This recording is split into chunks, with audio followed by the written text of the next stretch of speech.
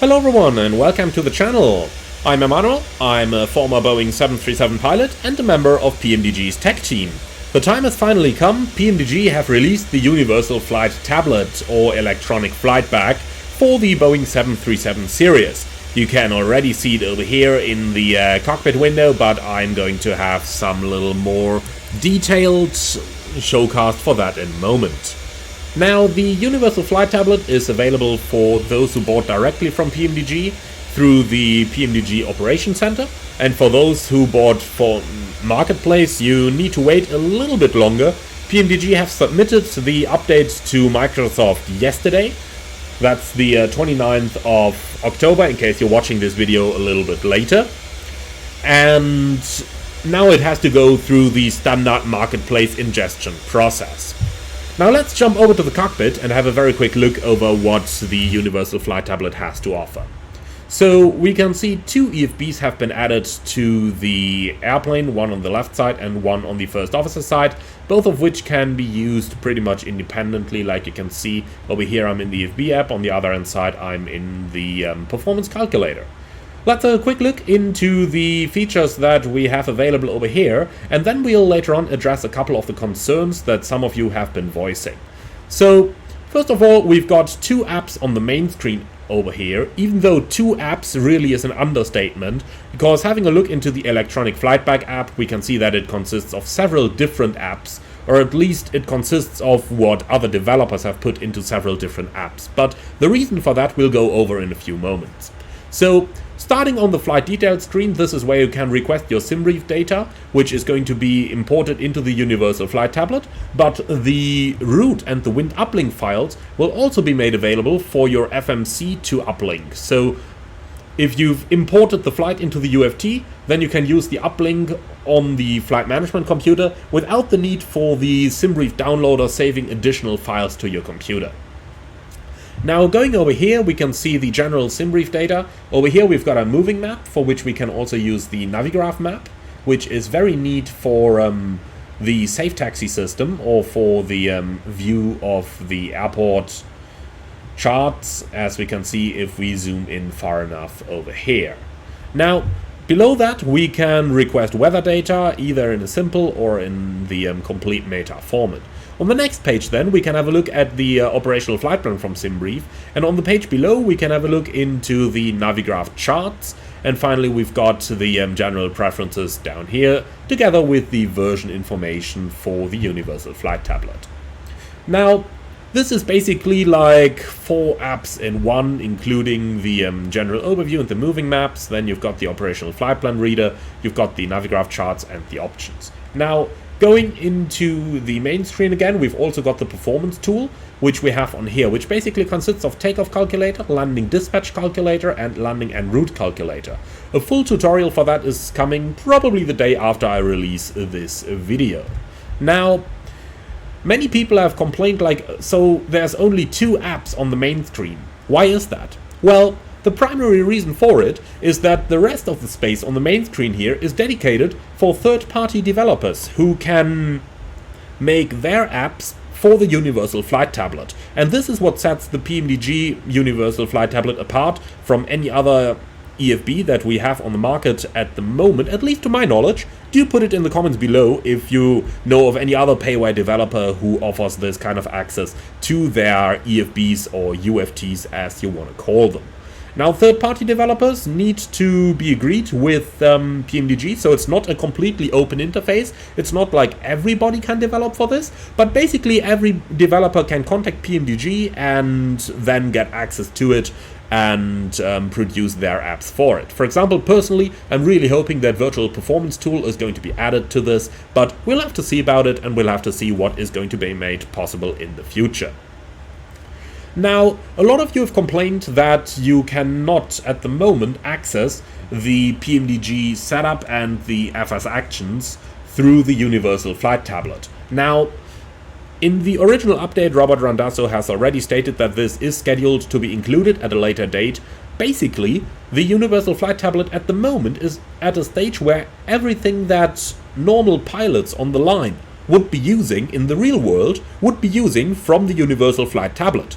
However, it is very clear this is the version 1.0 release, and further updates will be made which are going to enhance further the functionality of the UFT. Now, that absolutely is going to include access to all those features either through the FMC or through the electronic flight pack, but that is going to be made available with a future update. Now, if we once again go over the feature list of what's available, then looking into Robert Randazzo's release announcements, we can basically find, in terms of flight plan and SimBrief integration, the ability to import flight plans from SimBrief, download weather for the flight plan route, flight plan and weather sharing between the tablet and aircraft. So again, that is your ability that once you imported your SimBrief flight over here, then you can uplink that data in the FMC. So my apologies for not updating the nav data here. Basically, you go through the route page, you can go do your flight plan request, and you can uplink the route.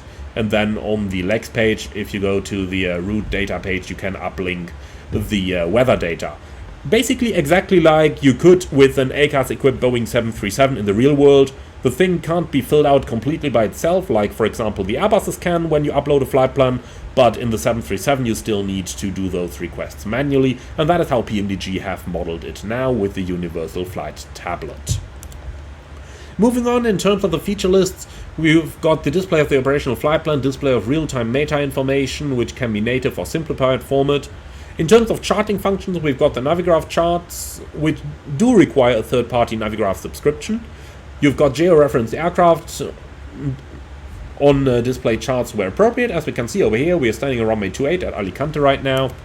And going on from there, we also got flight-centric chart selection and pinning of desired charts. Finally, we've got the performance computation part of things. That is the takeoff, diversion and landing computations. You can import data either from your flight plan or directly from the aircraft itself, as you can see over here.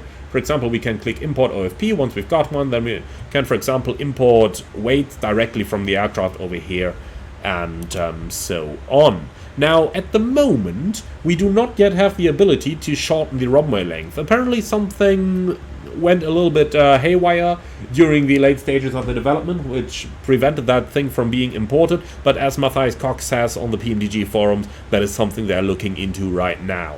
Also, they are looking into intersections, but that is something that will have to come with a future update. Now, you might be asking yourself, so why does PMDG release the thing in a state like it is right now? Well, as I mentioned earlier, it has all the functions now that a real pilot would typically be using from their electronic flight pack on a typical flight. Obviously, personally, I have to say, or I have to add, the way I used it during the beta function, I had everything available I needed. I was pretty surprised when so many people complained about the options menus not being available in the UFT right from the start. Now, personally, I have to say I was really surprised by it. However, obviously the expectations from a real-world pilot and a flight simmer might differ in certain situations. But I suppose that's life, and I suppose PMDG have already said that the options, functions and failures are going to be added to the tablet, so that is something we can look forward to with a future update. What's also quite cool within the core tablet functionality is that you've got the choice between either making your inputs directly from your keyboard, like I am making them right now, for example requesting weather for Düsseldorf over here. Obviously unable to fetch weather because I have not yet connected it with the real world weather services before making this video. Now, going ahead from there, you also have the option to go into here and grab yourself an on-screen keyboard, which can be quite cool when you are going, for example, in a virtual reality without the ability to quickly access your physical keyboard. And then over here we can access that weather data as well and go for our requests. So that is basically the way that you can interface with the EFB, which is quite nice that you can either use your actual physical keyboard or your virtual one. In any case, that is going to conclude the basic look at the EFB. If you're looking for a more detailed overview, I'm going to link one in the video description below, and if you're looking for some more information on the performance calculator, I'm going to do a separate video tutorial on that as well. Finally, should you for whatever reason decide that you don't want the universal flight tablet in your cockpit, then you can disable it in the options when you go to the PMDG setup, aircraft, equipment, and then it is on page number 16 of 17, flight tablet, no, and now it is gone. So that's going to be it. Thank you very much for watching, everyone. I do hope you enjoyed this video. If you did, do let me know in the comments below. And now be sure to head over to the PMDG Operations Center and update your aircraft. Or if you're a marketplace user, then maybe start reading the manual. It is only a matter of weeks until Microsoft gets the update through and release it for marketplace as well. That's going to be it from my side, though. Thank you very much for watching. I do hope you enjoyed this one. Do let me know in the comments below. I am really looking forward to your inputs and your experience actually using the Universal Flight Tablet. I see you all again on the next video. In the meantime, be sure to leave a like if you did like the video, as it does help with the YouTube algorithms, and be sure to subscribe to the channel for more videos and for that tutorial for the performance calculator coming up over the next couple of days.